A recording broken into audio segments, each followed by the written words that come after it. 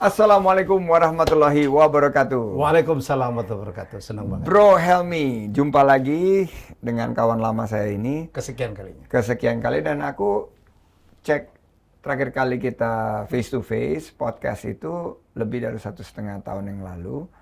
Kalau tidak salah di rumah waktu itu. Dan dapat sajian pempek yang super enak dari Nyonya, makanya kita backgroundnya pempek semua. Dan waktu itu bro cerita mengenai R66 Media. Ya. Terus terang, gue nggak nangkep konsep secara dengan granularitiesnya, dengan spesifiknya tuh apa konsep R66 Media selain daripada content creator dan bagaimana membawa satu bisnis model baru ke dalam ekonomi digital. Bisa diceritain nggak nih R66 Media ini? Sekarang kaget kan begitu datang. Saya tadi lewat Antasari belok kanan. Oh nggak di situ Pak, studionya di mana? Di Kemang. Begitu kesini ngeliat, wow, ini udah jadi sesuatu ini. Bisa cerita nggak dalam 1,5 tahun terakhir what really happened to R66 Media? Ya, saya juga nggak nyangka ya. Jadi bermula begitu saya diturunkan dari TVRI dan kemudian beberapa teman mengajak saya untuk menjadi content creator, menjadi YouTuber. Akhirnya bergerak cepat tuh. Saya ketemu dengan beberapa teman, saya ketemu dengan Ishak Chandra terutama, yang mereka tahu saya adalah orang media yang baru selesai menyelesaikan juga dari jabatan memimpin sebuah perusahaan media, ya. Dan saya bertemu dengan orang-orang yang ternyata bisnis itu tuh udah berbeda ya, gamenya tuh udah berbeda. Jadi game sekarang itu valuasi dan sebagainya. Jadi kita ngobrol lah, saya ngomong dari Ishak Chandra, ada Henry, ada Mardigu juga, kita ngobrol dan lahirlah. Ini nama tuh R66 tuh itu apa iseng aja. Namanya R66 kenapa? Kita pokoknya kalau ini berhasil, ya sekian persen kita oke, kita akan nyetir dari Chicago to LA. Ya, jadi nama Indonesia itu Rute 66. Jadi R66 itu adalah Rute 66. 66 itu adalah jalan, kalau di Indonesia itu Pantura ya. Pantura, ya betul. Jadi betul. jalan yang menghubungkan antara Chicago Iya. dengan pantai barat Amerika yang dulu digunakan untuk mencari emas, Ya, betul ya? ke San Francisco, ke barat ya. Jadi Makanya ini- mereka tuh sering banget go west kid, pergilah ke barat. Jadi ini R66 Media ini adalah salah satu upaya Helmi Yahya dan teman-teman itu menggapai emas ya. Ya, karena sebagian kita juga lulusan Amerika ya, S2-nya. Jadi kepengen, that's my dream gitu. Saya tuh kepengen banget. Kan saya dengan Mas Wowi, dengan Ishak Chandra, itu pernah, udah 2 kali nih bro, nyetir dari Jakarta ke Bali. Gara-gara COVID tuh, bolak-balik ya. Dan kita bilang ini kita latihan deh, sebelum nanti kita akan nyetir dari Chicago to LA. Kemarin kita udah mau plan itu tuh. Ya. Akhir tahun ini ya, akhir tahun 2021 ya. Iya, akhir tahun 2021. Kita udah, wah, di sana ternyata bisa nyewa Tesla tuh bro. Wah, kita ngedrive. Di sini kita nggak punya Tesla, di sana nyewa. Jadi kayak gitu. Jadi akhirnya menjadi sebuah, oke, jadi mereka bertumpu kepada Helmi Yahya sebagai IP. Oke. Ya, Jadi IP-nya itu justru Helmi Yahyanya. Betul, ya? ya. Oke, terus duduk berempat, Ya. bikin perusahaan, Oke. terus bisnis model dimulai dibuat di situ. Ya.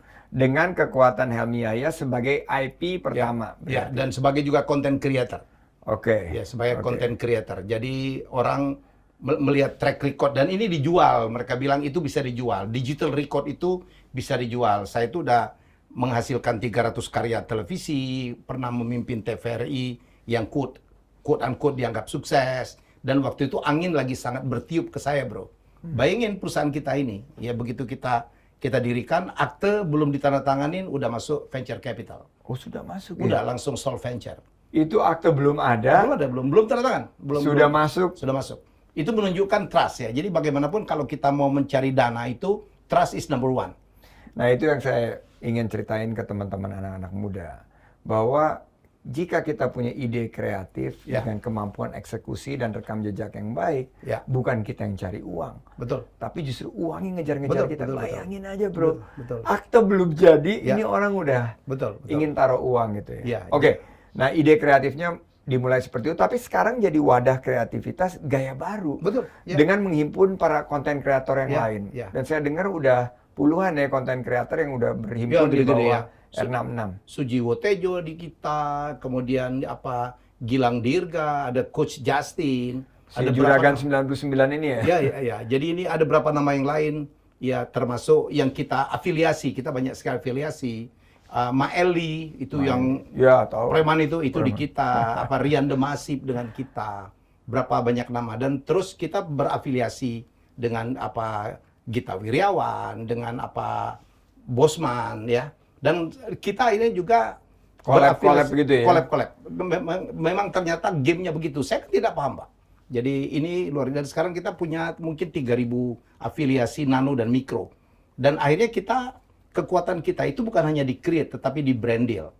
Ya, jadi kita bersyukur banget 6 bulan setelah kita berdiri, satu unicorn masuk nih.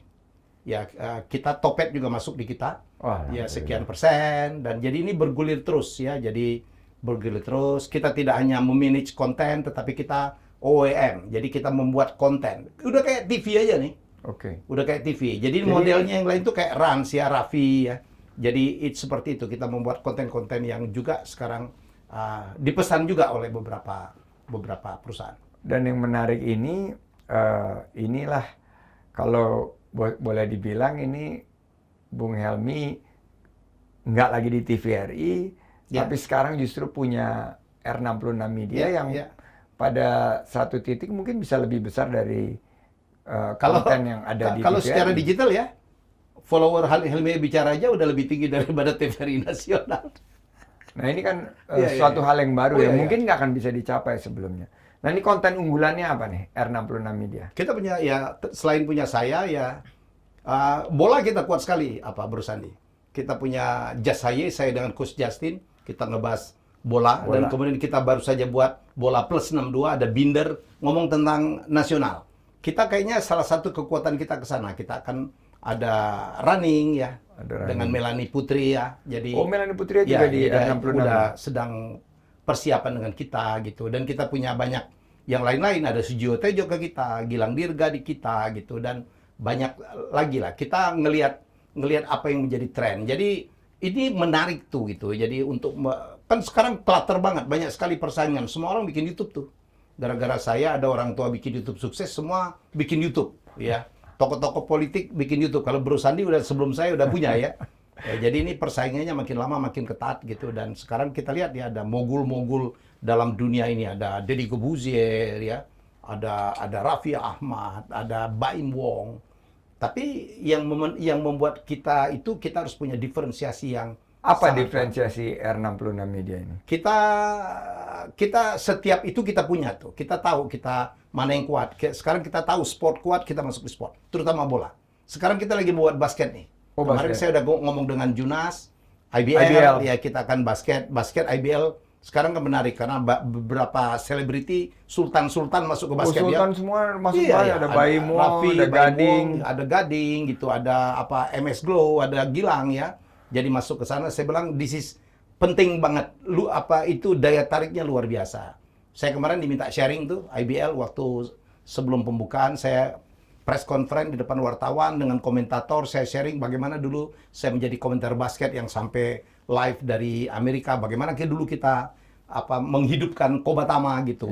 Saya bikin julukan-julukan untuk pemain-pemain dan dekat sekali. Saya bilang, basket tuh hebat toh nggak? Beberapa orang basket tuh jadi menteri. Ada Erick Thohir, ada Sandiaga Uno ya. Dulu ada Ari Batubara, ada banyak banget ya. Jadi menurut saya itu potensi yang luar biasa. Iya, jadi ini yang saya juga ngelihat kan Helmy Bicara hampir 1 juta ya. Ya, 1 juta kita. Dan dalam waktu yang sangat singkat berarti kan kontennya sangat ngejual gitu. Dan kita lihat ini pilihan-pilihan konten yang ada di dalam R66 Media. Nah, sebagai konten kreator yang menjadi panutan, karena kalau dibilang ini kan Bang Helmy ini masuk ke dalam kategori silver. Ini anak muda Indonesia melihat bahwa ternyata sebuah usaha yang dimulai dilanjut usia juga bisa tuh. Dan cerita-cerita seperti kayak Colonel Sanders dengan Kentucky Fried Chicken, bahwa orang mulai usaha itu dari usia yang cukup lanjut itu nggak menjadi pembatas. Iya. Pendapat Bro Helmi gimana? Iya, asal mau belajar apa yang sedang on gitu. Jadi kita tidak boleh terdinabokan dengan kehebatan masa lalu. Karena itu udah usang tuh, udah obsolete. Jadi saya justru belajar dari anak muda. Saya belajar tentang algoritma, saya belajar tentang apa ilmu-ilmunya kan banyak, clickbait, ya kan, hashtag. Saya belajar semua tuh. Saya belajar membaca tren. Anak muda, kita punya orang-orang yang memang anak muda yang memberi masukan untuk saya. Dia bilang, Pak Helmi itu nggak bisa. Cara memberi judul segala macam. Dan kita akhirnya berformulasi. Saya justru cuma mengarahkan saja. Kita lagi akan membuat juga kayak game seperti Shark Tank ya. Mungkin Februari kita akan produksi untuk on air di bulan Maret. Karena itu yang membedakan kita gitu. Kita di sini tidak bermain prank, tidak bermain pamer-pamer. Ya, jadi saya pikir kita harus punya sesuatu diferensiasi yang cukup kuat. Di sini ada budaya, Sujiwo Tejo, ada lifestyle, that's okay. Ada otomotif, kita lagi deal-dealan terus dengan Fitra Eri. Dan kita itu keren, menjaga hubungan yang sangat baik dengan para pemasang iklan. Sebentar lagi kita akan digital. Jadi nanti kalau ada orang, saya punya budget misal 200 juta, saya kepengen, saya mau dapatnya ke segmen ini, nanti akan seret dihitung dengan aplikasi, suggest kita masangnya di sini, di sini, di sini, di sini. Atau dibalik. Jadi kita next tahun ini 2022 kita akan udah melakukan menggunakan aplikasi dan kita akan berafiliasi dengan beberapa perusahaan-perusahaan yang sudah jadi yang sekarang kita lagi bicara dengan Edozel, dia punya social brand ya, baik sekali gitu. Jadi menurut saya kayak gitulah. Ya saya belajar lah, justru dari anak muda lah, dari Ishak Chandra, bagaimana untuk mengekspand perusahaan. Mungkin kita Februari ini akan seri E gitu ya. Yang dananya mungkin sebagian sudah kita akan pergunakan untuk membesarkan ekosistem lah. Nah itu yang saya belajar tuh, Bro Sandi. Tapi ini kan kalau dilihat dari konten, terus sudah ada sponsorship dan lain-lain, jadi sebetulnya ini bisnis model yang baru ya, ini nggak bakar duit ya? No, kita nggak bakar duit. Ini jadi cash flow positif ya? Iya. Kita Cash flow positif, ya. ada berapa lapangan kerja sekarang yang udah di... Kita udah 30 nih. Dan udah 30 ya? Ya, jadi ini kita punya headquarter kita ada di SCBD, ini adalah workshop, studio, dan kita lagi mungkin akan ngembangin lagi ke sebelah, kita akan bikin studio, karena banyak sekali yang juga nyewa studio kita. Jadi income yang cukup besar justru dari penyewaan studio. Jadi ada PUBG competition, mereka di sini, mereka sewa sebulan, untuk gaming, untuk gaming. Jadi ruangan ini pun mereka bisa buat streaming juga kan, karena itu salah satu yang jadi menarik sekali untuk aplikasi atau permainan game development itu adalah streaming. Betul. Dan kemarin Pak Menteri waktu kita launching JobSeeker.apps. Iya. Ya. Oh di sini ya. Dari sini dan Metaverse. Jadi ini banyak juga perusahaan ya, daripada dia nyiapin sendiri. Kan ini udah semua. Kita udah punya LED, kita udah punya kamera, kita udah punya internet segala macam. Ya tinggal datang aja, ini tinggal kita ganti-ganti. Kita punya green screen. Ya itu yang kita lengkapin. Nah, buat anak-anak muda nih, kalau ngelihat Bro Helmi jatuh bangun dan dalam periode kurang dari 1,5 tahun bangun R66 Media dan mudah-mudahan unicorn, amin. Amin. Ini ada saran nggak buat mereka anak-anak muda untuk meningkatkan kepercayaan diri mereka bisa masuk, karena ini gamenya mereka sebetulnya. Tapi masih banyak yang merasa aduh belum punya confident untuk melangkah. Kalau saya lihat anak muda dulu dengan zaman saya dengan sekarang beda ya. Anak sekarang itu kemampuan mencobanya gila tuh. Saya ketemu ada CEO umur 16 tahun di Mastermind umur 19 tahun. CEO yang saya coach sekarang ada yang jualan dimsum doang, omsetnya 12 miliar, usianya 27 gitu. Jadi menurut saya mereka punya keberanian yang luar biasa nih, tinggal diarahkan. Mereka butuh mentor yang pas, mereka butuh coach yang pas. Barangkali juga butuh yang grey people lah gitu. Yang dari silver generation gitu yang bisa memberikan arah. Saya pikir eranya kan berusaha tahu, kita harus berkolaborasi. Termasuk kolaborasi dengan lintas generasi. Jadi kan saya lihat tuh, kita pikir Raffi Ahmad luar biasa ya.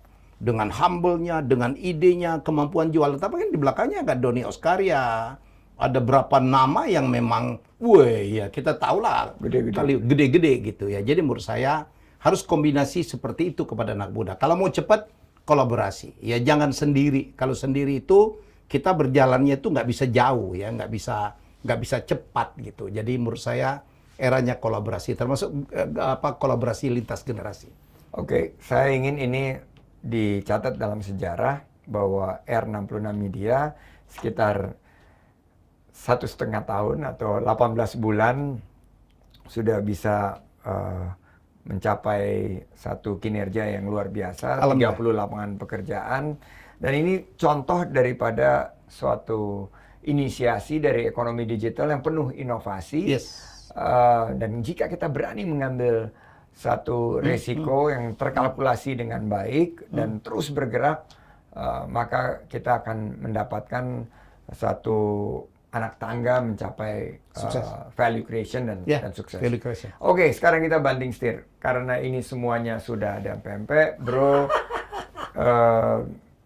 Seorang Sumatera Selatan yang sangat bangga dengan rootnya, dengan akarnya. Kita ini sekarang di Kemenparekraf punya beberapa agenda. Karena kuliner adalah salah satu subsektor ekonomi kreatif yang paling banyak menyerap lapangan kerja dan kontribusinya terhadap ekonomi itu 45%. Kami lagi mendukung agar pempek itu jadi warisan budaya UNESCO. Nah, kemarin ini kan kita ribut, songket hilang dan lain sebagainya. Oke, udahlah itu jangan dibicarakan. Tapi saya selalu bilang masih terbuka kok, kita masih banyak lagi yang lain yang bisa kita kerjakan. Nah, saya percaya bahwa kuliner Indonesia ini bisa memicu kebangkitan ekonomi. Salah satunya yang unik kayak pempek ini. Bagaimana pendapat, bro? Sebelum saya jawab itu, saya betul. Saya juga waktu songket diambil, saya sebagai orang Palembang banyak diprotes tuh, atau bukan diprotes, dimintain pendapat. Gimana nih Kando? Songket kita diambil. Saya bilang, aduh, kita itu selalu begitu ya. Punya barang nggak dirawat, nggak dijaga, nggak dipakai, dicolong orang, kita ribut. Kan gitu tuh. Itu terjadi di mana-mana. Saya kemarin kan cukup mengangkat yang angklung, yang kita lupakan gitu ya. Jadi menurut saya, mari kita seluruh stakeholders, termasuk pemerintah, rakyat gitu. Kayak batik, kita kemarin komit tuh, begitu diambil oleh negara sebelah sana, kita komit setiap hari apa gitu, hari Jumat pakai batik. Kita pakai. Keren. Palembang songket nggak diapa-apain, bro. Dulu kalau saya jadi bupati, saya udah bilang, saya akan bikin festival songket tuh. Bila perlu tiap bulan. Tiap bulan, ibu-ibu, di seluruh orang Palembang itu kan punya songket. Kenapa kita nggak kasih karnaval? Uangnya itu dipakai songket. Pakai songket. Kita pakai aja sebulan sekali, kita bikin karnaval, atau setahun sekali lah bikin yang grand, kayak apa yang di Banyuwangi, kayak di Jember, apa nggak saya bilang CNN datang tuh. Ya, tapi kita kan tidak pernah melakukan itu. Kita tidak pernah melakukan itu. Kalau diambil orang, kok marah? Lagi pula, kalau kita mau daftarin, it's not too late. Songket Malaysia dengan songket kita beda. Beda. Ya. Dan ini kan terjadi berapa kali irisan ya, pencak silat, pantun. Pantun kita bersama. Pencak silat juga. Pencak silatnya Malaysia dengan kita berbeda tuh. Kan dua-dua bisa kita daftarkan. Jadi menurut saya, it's not too late. Jadi menurut saya, udahlah. Termasuk pempek nih. Pempek dulu sempat isu juga, bro. Zamannya Gubernur Pak Alek itu sempat diklaim oleh Jambi. Oh, Jambi. Tetangga. Mendaftarkan pempek dulu. Wah, Sumatera ribut-ribut. Padahal itu kan dulu satu provinsi. Provinsi. Jambi, Bengkulu, Lampung, Babel gitu. Satu provinsi. Sama aja. Orang Malaysia itu orang Indonesia sebagian besar. Jadi kalau di sini ada batik, di situ pasti ada batik juga. Ada songket juga. Rendang pun ada. Orang di sana orang Padangnya banyak banget gitu. Nah, jangan marah. Saya pernah makan di Las Vegas, makan nasi goreng, dia bilang dia from Malay. Wah, kita marah gitu. Tapi kenapa kita marah ya? Gitu. Jadi menurut saya, sudahkah kita merawat punya kita sendiri? Kalau pempek, oke banget nih. Nah ini saya kan kemarin berkali-kali saya ngomong di Palembang. Saya ngomong Pak Gubernur, Pak Gub, saya ini concern nih sebagai orang Palembang. Belum ada satu brand pun ya yang dari Palembang yang bisa menasional. Kita kalah dengan CI, bro. Ya, CI gitu ya. Ya itu kan nggak terlalu. Dozel, ada segala macam lagi ya. Top tuh, CI aja bisa menasional. Kenapa pempek tidak? Pempek itu berhentinya di Palembang doang. Ya, jadi saya kemarin menemukan ada satu pengusaha Palembang, Suhendro dan kawan-kawan, dia punya pabrik pempek. Karena saya tahu betul, kalau kita punya misalnya Pak Raden ya. Pak Raden itu ternyata franchise-nya dipegang oleh keluarga. Ya, setiap cabang itu punya masaknya sendiri-sendiri. Jadi nggak seragam. Ini kan nggak boleh terjadi tuh. nggak ada uniformity. Ya, franchise itu harusnya kan ada apa? Cloud kitchen, central kitchen gitu. Nah, ini ada anak Palembang. Dia punya pabrik bisa memproduksi 60.000 pempek sehari. Persoalannya adalah distribusi. Saya akan bantu nih. Saya akan bantu. Saya udah ketemukan kemarin dengan Hendy Stiono. Ya, Hendy itu kan yang pegang Raja Sei, Nyapi, bukan ada Ngikan, kemudian macam-macam tuh. Ada 7 tuh dia pegang ya di luar Babarafi ya. Jadi ada apa Sempatin. Ya, jadi ada Menanti yang paling gila yang dengan Jerome Pauline. Dalam setahun itu 100 lebih cabangnya. Saya udah ketemukan dan kita juga saya udah gabungkan juga dengan apa murid saya yang jual dimsum 12 miliar satu bulan dengan menggunakan apa frozen food. Kita mungkin akan pakai Ritot. Ritot itu Pak Menteri, jadi udah bukan frozen food lagi. Makanan itu dengan proses tertentu dan dia tidak perlu masuk di kulkas. Aman seperti begitu aja dan itu tahan 2 tahun. Saya pikir food teknologinya udah maju banget. Food teknologi maju banget. Kita harus bermain seperti saya bicara dengan orang Palembang kemarin. Saya gatal banget. Nggak ada loh. Songket kita begitu-begitu aja. Kita punya brand Palembang yang top masuk nasional cuma 1 pagi sore. Tapi itu kan makanan Padang, bukan makanan Palembang. Saya bilang ini. Nah ini juga yang saya lihat di berbagai, bukan di Palembang aja ya. Saya ke daerah-daerah saya bicara tentang itu bahwa bisnis model sudah berubah. Kita lihat ada Ajaib, ada Ula, ada apa Kopi Kenangan dalam setahun 2 tahun jadi unicorn, triliunan karena bisnis modelnya berbeda. Ya di luar Jakarta tuh dan di luar Jawa itu rata-rata masih tradisional. Disitulah saya apa banyak bicara dan saya kepengen banyak sekali bicara tentang itu untuk membuka mindset. Kalau kita ke Palembang bisnisnya tradisional ya, kebun, transportasi, batubara, kontraktor, tambang. Ya begitu aja. Iya, kalau kita tidak bisa beradaptasi kita bisa punah. Ya. Kayak dinosaurus ya. Dinosaurus. Paling kuat dulu, nggak ada yang bisa ngalahin, tapi begitu nggak bisa beradaptasi, dia punah. Saya baru pulang dari Palembang, lucu juga tuh, brand-brand dari luar kota udah masuk.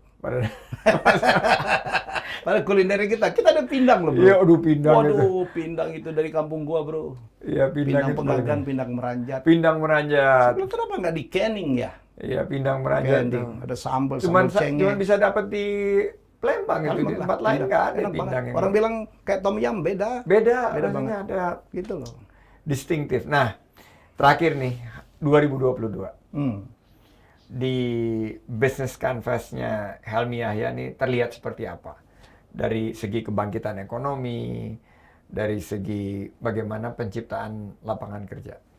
Ya, saya melalui R6 akan banyak sekali membuat produksi baru ya, kreasi-kreasi baru, makin melebar. Kita banyak sekali akan bekerja sama dengan beberapa anak-anak muda, Edozel. Saya akan bicara juga dengan Ben Mulia di Creative Walk, ya. Kita bicara juga dengan beberapa orang, hanya untuk melebarkan ekosistem gitu.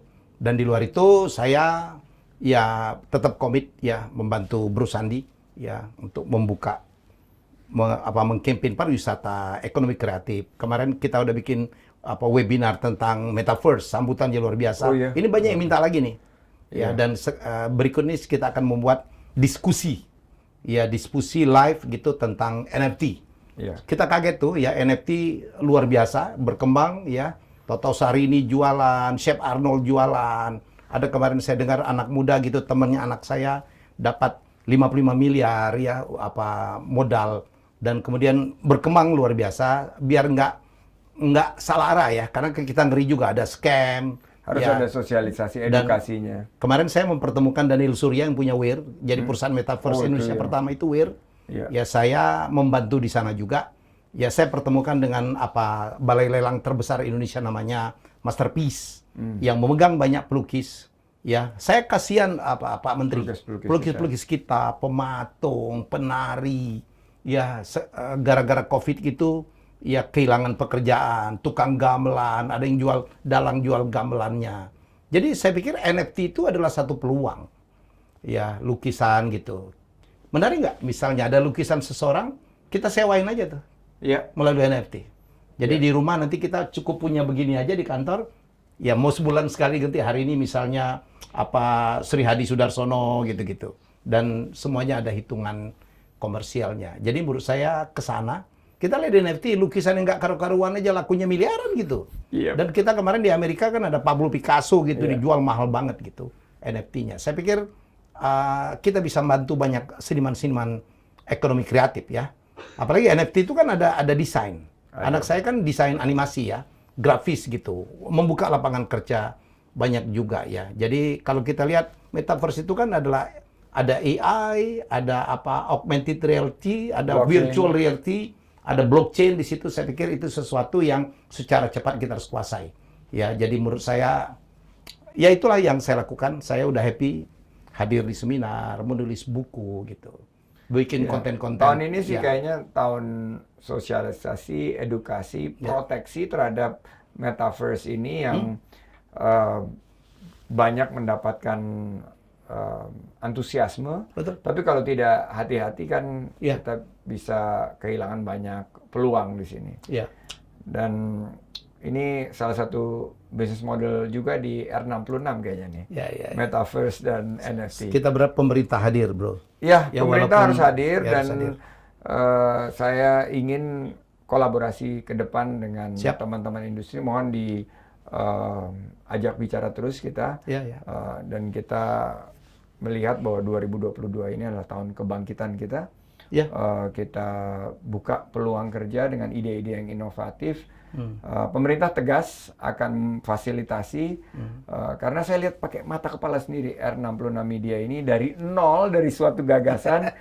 Mungkin saya salah satu orang pertama yang ketemu Helmi Yahya setelah Purna di TVRI. Ingat nggak, bro? Ya. Datang ke Sandi Uno TV. Ya. Kita bicara semua hal dan nggak lama setelah itu 3 bulan baru kita bicara mengenai R66 dan sekarang sudah ada di titik ini. Saya ucapkan selamat dan ini mudah-mudahan bisa jadi inspirasi, motivasi anak-anak muda kita untuk terus berkarya, mengambil peluang menjadi pemenang. Terima kasih, bro. Thank you. Assalamualaikum warahmatullahi wabarakatuh. Waalaikumsalam warahmatullahi wabarakatuh.